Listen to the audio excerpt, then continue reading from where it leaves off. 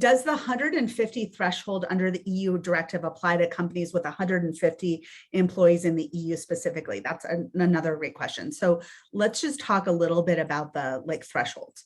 So there's many requirements of the EU directive, requirements like pay scale disclosure requirements, the right to information, the pay range disclosure, the salary history bands, those requirements, those apply if you have in each country where you have even a single employee in the EU. So for example, let's say you just had 5 employees in France and you had 4 employees in Sweden.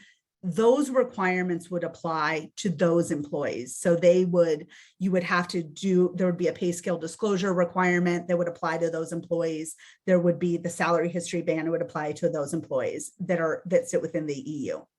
Then there's the kind of last 2 requirements. And those last 2 buckets of requirements are the public pay gap reporting and then the joint pay assessment. If you have that gap of more than 5%, that you can't explain and you haven't remediated, then you have to go into that joint pay assessment. But for those last 2 requirements, it applies initially if you have 150 or more employees in each member state. So because the way that the EU directive is going to roll out, which is it has to be transposed into law in each member state, let's say that you had those 5 employees in France, and you had the 4 employees in Sweden, but you had 1,000 employees in Germany.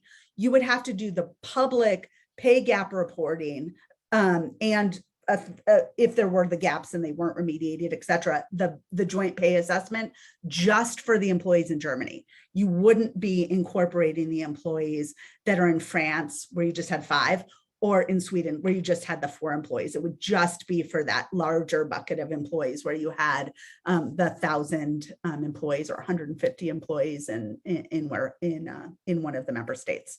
And then that 150 threshold after 5 years will roll down to 100 or more. So the threshold will go down a little bit.